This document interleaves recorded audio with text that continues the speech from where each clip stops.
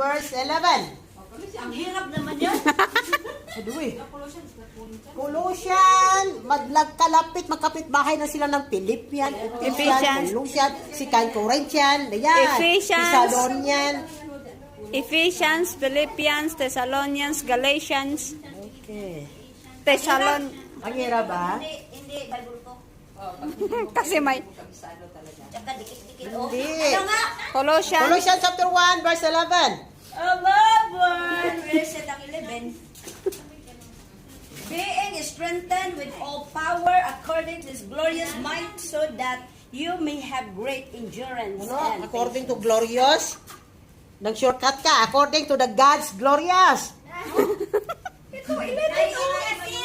Ay, malay mo, being strengthened with all power according to His glorious might. Kamay Hes. Hes ang gamit sa kanya, Hes. Dito, God's